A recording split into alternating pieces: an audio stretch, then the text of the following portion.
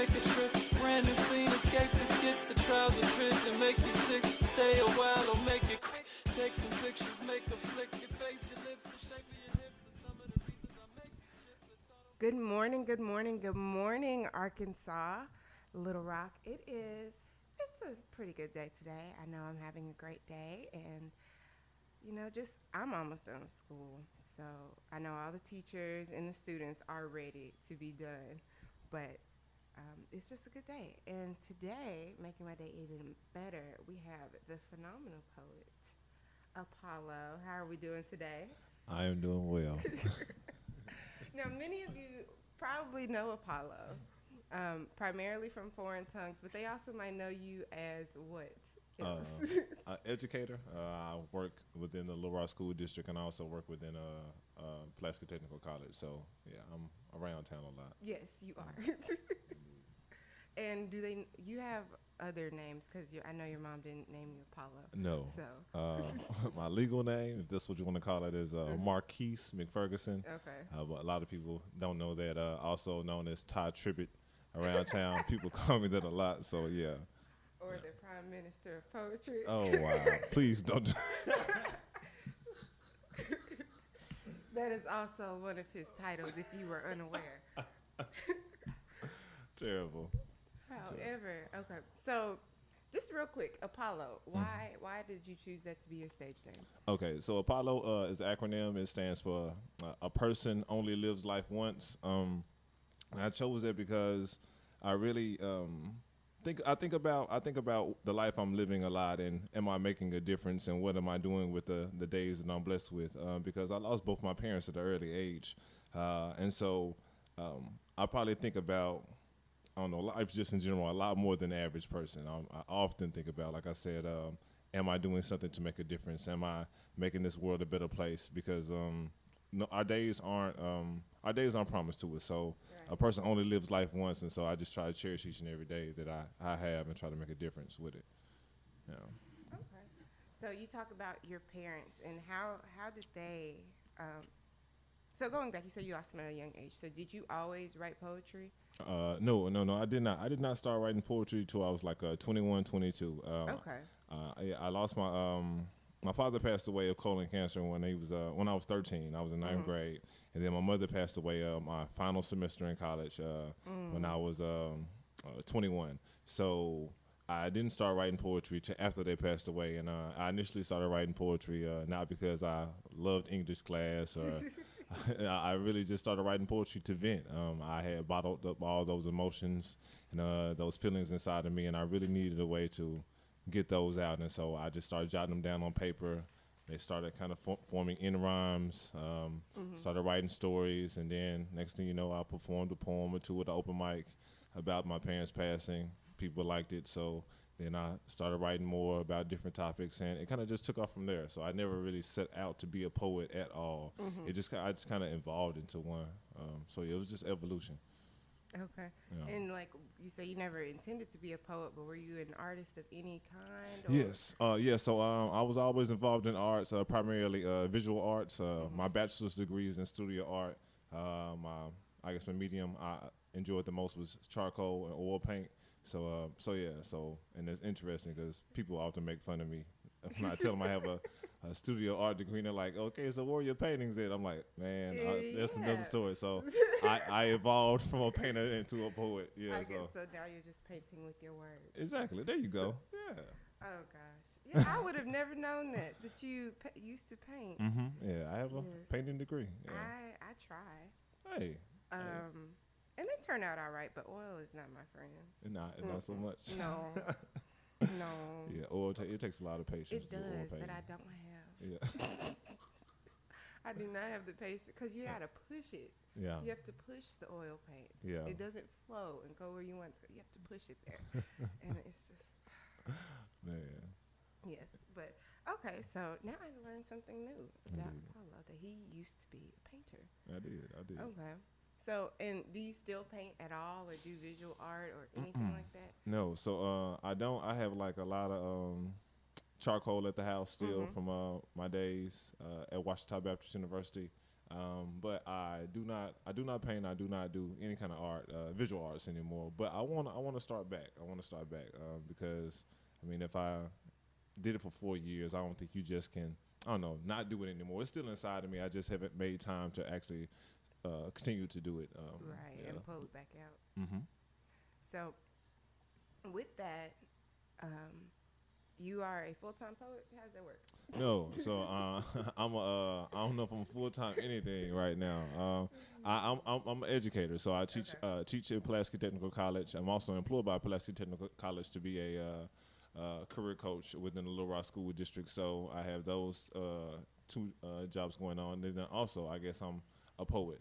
And Yeah. so I don't travel a whole lot doing poetry. I mean, I travel some. Like this year, I've been to West Virginia.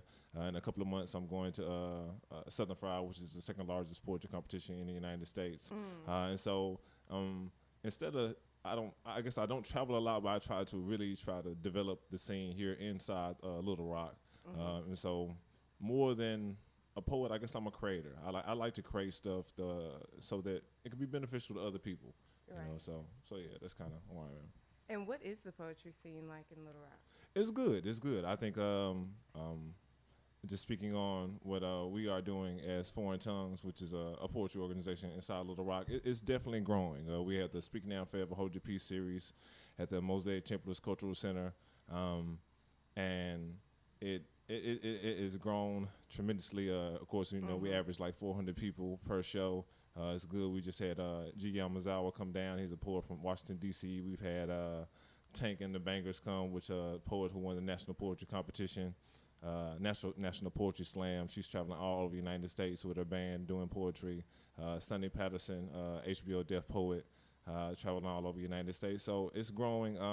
And I think that, like, there are multiple scenes in Little Rock that are helping the scene grow. And so I think everybody's just doing their part to help the scene grow. And so there may not necessarily be a lot of cross-pollination within the groups, but I think since everybody is doing their part, it can't, the city is benefiting from everybody, all the scenes blooming, and so Right. we're just trying to do our little part to help the scene continue to grow. Oh, and this Saturday, so another one of our projects that we're doing is it's the first ever Pulaski County Special School District district-wide high school poetry slam. That So is this Saturday. yeah, so it's this Saturday at Philander Smith College. The poets from Joe T. Robinson, Mills High School, Sylvan Hills, Jacksonville, and Maumelle have been working really, really hard to get the poetry together. So this Saturday they'll be competing against each other for $600. The winning school wins $600. It'll be at Philander Smith College at the M.L. Harris Auditorium at 6 p.m. Doors open at 5:15. So really excited about that. The students are really, really excited. They've been working really, really hard, and man, I'm so fired up about that because I didn't have things like that growing up inside high school, and I'm actually from. I went through the Pulaski County School District, so I wish when I was coming through the school district there were things like that that I could have been involved in. Maybe I would have started doing poetry a whole lot earlier in life. So, Well, maybe. So is this event free or is it? yes. Oh, it's So free. it's free. So it's free. Yeah. So there is no reason, Little Rock, that you should not be there. Please come out. Please come out and support the kids. Bring your kids if you have kids. Bring students if you have students. And I think they'll really enjoy listening to their peers do poetry. And and I don't know. I don't just give out accolades like, oh, that's good. But these kids are really great. These kids Wow. are really great. So I'm really excited. And you said it's the Pulaski County Special. Pulaski County Special School District. So Okay. PCSSD. Yeah. And what does that mean? It's just like Little Rock has a school district, so it's just Oh, another okay. it's just another See, school district. Yeah. I'm still fairly new to Little Rock. Okay. And so it's just always been the Pulaski County School District. Oh yeah. No, I yeah. didn't know it was special. Yeah. So no. I think they threw that in there for the AP programming and stuff like that, and all the yeah, I see maybe. you, Pulaski. Yeah. And I raised you 10. But all right. So tell us a little bit about Foreign Tongues, how you got involved with that, and how that has changed you and Okay. helped you advance your poetry career. Okay, so I think Foreign Tongues has been together for like 3 or 4 years now. It initially started as I saw a need for a group of poets to come together inside Little Rock and maybe just start writing together, traveling together, so forth and so on. And there were already different established groups in the Little Rock, but I was like, okay, well, I want to kind of have something of my own, so forth and so on. So got together, knew some people. Ron Mack, I think, was one of the initial members. Also, Shawnee McCoy, who else? Osiris Bali. And so we got together, you know, started writing together, eventually went to Southern Fried together.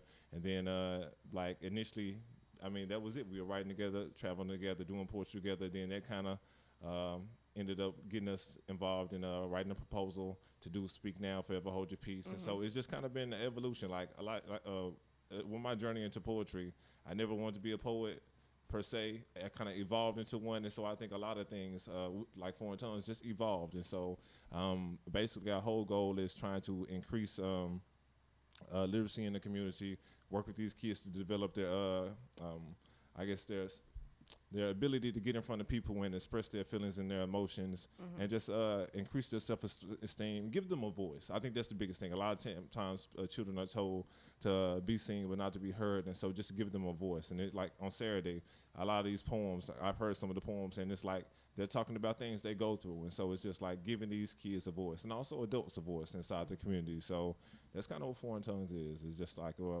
kind of like a big microphone, just trying to give everybody a chance to be heard, I guess. So yeah.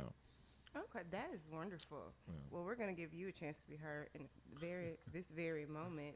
What is this piece called? So this piece is called Something Beautiful. It's off my second CD, which is entitled Something Beautiful. And I think it kind of just gives you an understanding of how I started writing poetry and a little bit of a backstory on me. A lot of times my poems don't focus on my personal life. I kind of like to write about other people's stories or things that happen in society, but it's one of the few times I allow you to get a glimpse of, I guess, how I started writing. Okay. Yeah. So this is something beautiful. Something beautiful. All right.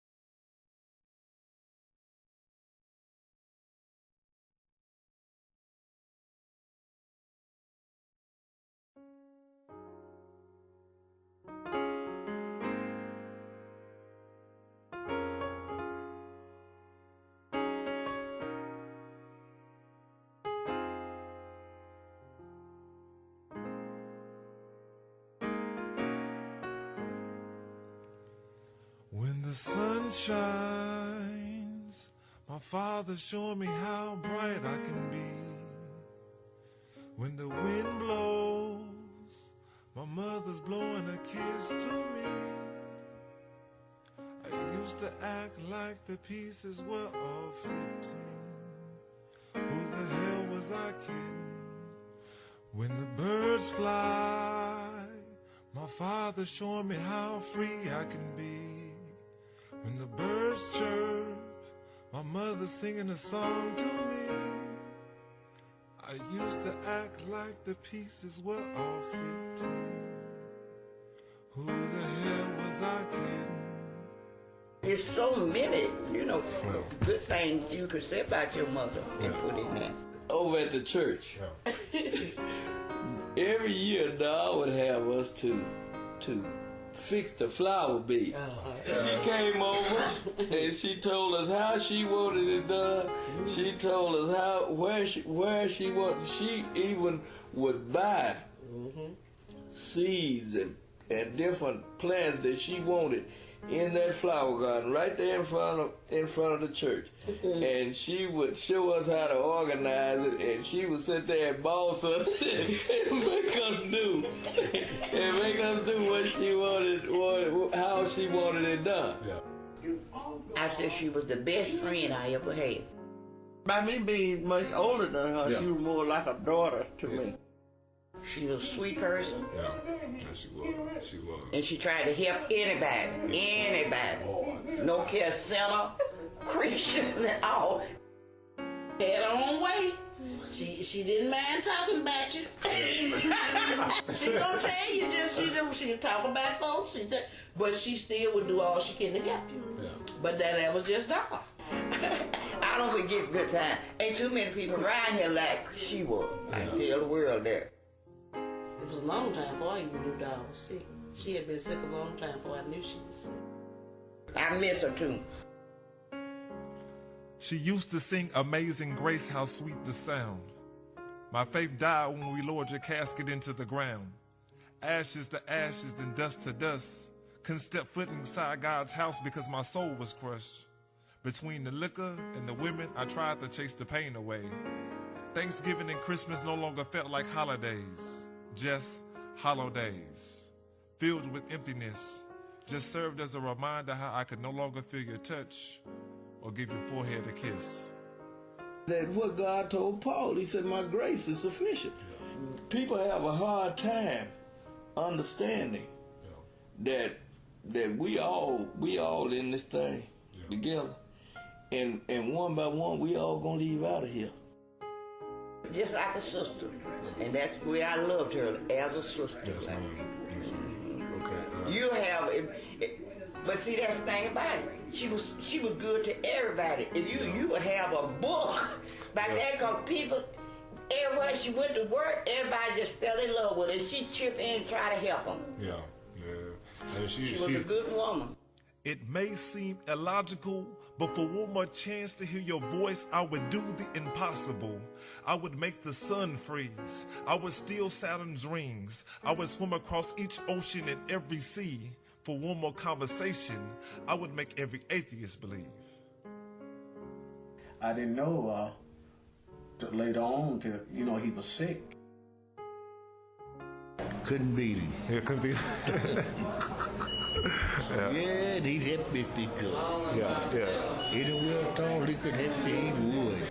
He really was outstanding about supporting his family. And he never called me nothing but pudding. But I enjoyed it. I really enjoyed his conversation too. He was a quiet man, and he had a temper, but it took a lot for him to get that temper out. It never got too late I could call on him. It never got too late at night or day or no nothing. Yes, sir. Yeah. That's good. And he could do me the same way. Yes, sir. Yeah. He always worked hard. He always had, at least, as far as back I can remember, he always had at least 2 jobs.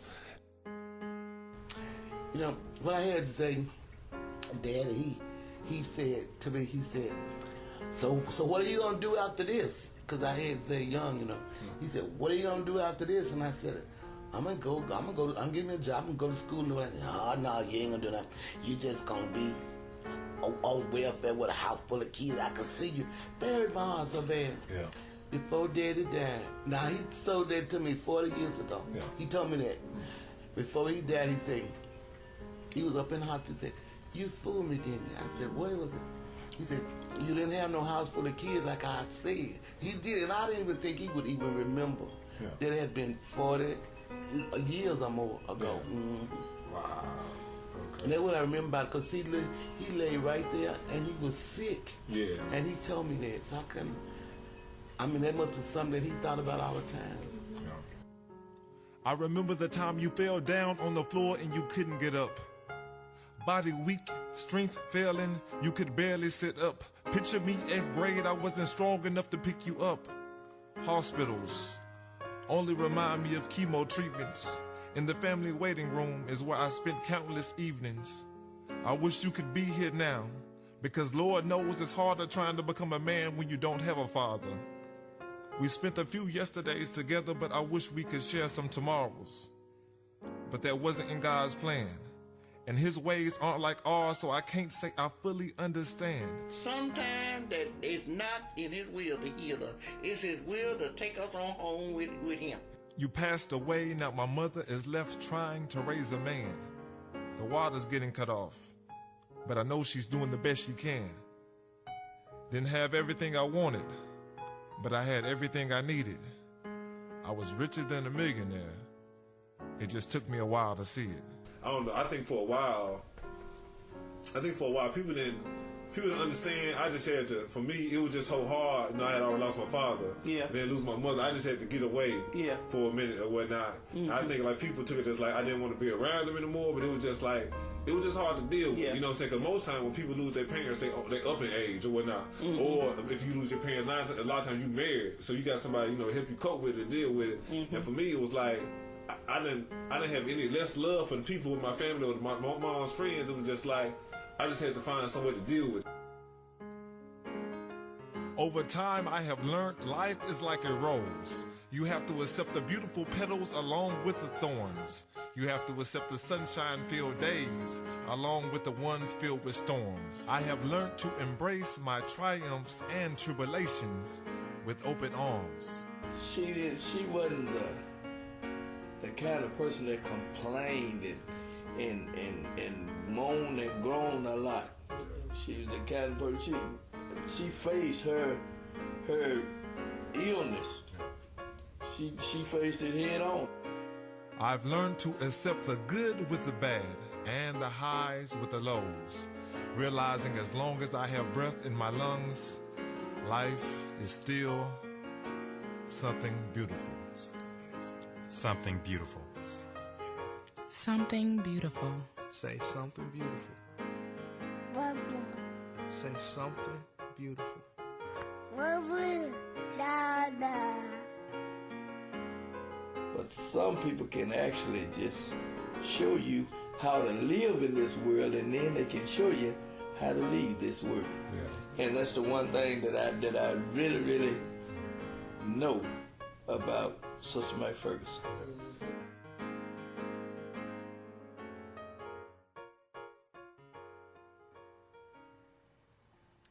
That really was something beautiful. So when did you put that together? I think I put that CD together in like 2010, 2011. Mm-hmm. Like I said, I did a CD before that one. It was called This Little Light of Mine. I think I did that in like maybe 2008.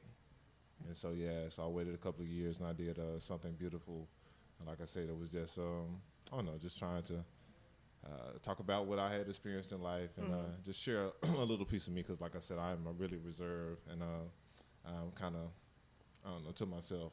Yeah. You know, I'm definitely not a extrovert. I know people were like, how can you not be an extrovert and you always on stage? Like, well, I talk at people. I tell them poems.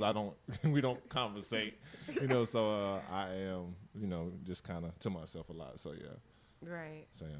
Okay. And those other people were people that knew your parents. Mm-hmm. Yeah. So those church members and neighbors that really had known my parents for like the last 20, 30 years. And so, so just to get those stories, the one story was actually my sister.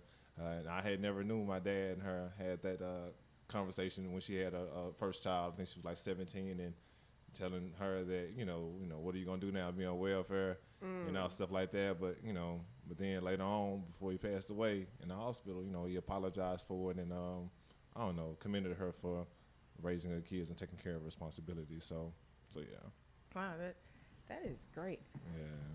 So you have Foreign Tongues, and from there you kind of grew yourself and grew your community. And something I kind of picked up on was that it was really important for you to actually have that community of poets to develop your craft. Yeah, they say iron sharpens iron, and so I think like seriously, I know I've become a better writer since I guess laying the foundation for Foreign Tongues, and just the group has developed, and some members have come and gone, but like I know when I first got a chance to sit down and write with Osiris or people like Coffee Davis, you know, I grew as a writer. Like, I mean, because you can't help but to be around those people and want to get better. You know, if you're performing at a venue, you know, the competition side may come out and you're like, oh, I got to go after that. Like, so I got to step my game up from that. Okay, so yeah. So, and also talking about the progression and evolution, Foreign Tongues started a nonprofit organization called the Creative Arts and Literacy Movement. So, once again, it's just, you know, it's constantly evolving. And so it'll be cool to see where everything leads to. I didn't plan on getting on the train. I don't know when the train is going to stop, but you know, until it stops, we're just going to keep riding. So yeah, for sure. And then the Creative Arts Literacy Movement, what is that exactly, and who is that available to or for? It's available for the community. It's available for the youth in the community. And as we started working together to try to get sponsorship and funding for different programs, we found that it would be very beneficial to start a nonprofit so we can apply for grants and different things of that nature. And also as we get sponsors, so that their donations can be I guess they tax refundable. Yes. So yeah, so that was one thing that we were people kept telling us, do you need this to get a nonprofit? You need to get a nonprofit. And so that's kind of the direction we went into. So Foreign Tongues is the organization, and then actually there's a distinction. There's the Foreign Tongues organization. There's the Foreign Tongues Slam team. Then there's also we have the Creative Arts and Literacy Movement nonprofit. So it kind of just involved 3 different entities right now. So yeah. And with the Creative Arts Literacy Movement, that helps young artists develop their literary skills? Yes. So we do workshops. We just did a workshop at the Hillary Clinton Library recently, and so it's one of those things where it's I guess it's an extension of Foreign Tongues, but help just get revenue, get funds in, so that we can continue to do programming inside the community and stuff like that. Because like with the Speak Now Forever Hold Your Peace and the event that we're doing this weekend in Philander, the District-wide Poetry Slam. Our goal is to try to make sure we do all our events for free, but realize that somebody has to pay for those things. So even with the $600 that we will give away this weekend, and the T-shirts that we're getting for the students, and flying those different guests in to Speak Now Forever Hold Your Peace, you know, plane tickets, hotel reservations, performance fees. So all those different things cost money, and so we just but we feel like if you offer a free event, more people can be exposed to it, and so it's one of those things where we want to try to get as many people out as possible, but we still have to try to get revenue and funds in. So developing that nonprofit helped in the process. And real quick before, how can somebody get in contact with you or Foreign Tongues or want to be a part of the Creative Arts Literacy Movement? Okay, so basically what you would do is if you want to, you can reach us by email at theforeigntongues@gmail.com. If no spaces, The Foreign Tongues. If you want to look us up on Facebook, it's The Foreign Tongues, no spaces. If you want to look us up on Twitter, it's the same thing, The Foreign Tongues, no spaces. So yeah, The Foreign Tongues, no spaces, and just make sure that you spell foreign and tongues correctly. I've had a couple of different variations of people trying to spell foreign and tongues. So yeah, so just but direct contact, The Foreign Tongues, no spaces. theforeigntongues@gmail.com, and we will get back to you. Awesome. Yes. And this Saturday at Philander Smith College, Little Rock, you got to be there. Yes, this Saturday, Philander Smith College, M.L. Harris Auditorium, the same place they have Bless the Mic. It will be the Pulaski County Special School District, District-wide High School Poetry Slam. Winner takes all, $600. Also, gifts and prizes to the teachers who are participating. Doors open at 5:15. Show starts at 6. Please come out and support the youth, and just fan the flames. Awesome. Well, thank you, Apollo, for coming on the show. We're definitely going to have you back and let us know what's going on. So. All right. Thank you. All right. And thank you, Little Rock, for giving us your time, and I hope you have a great rest of your day.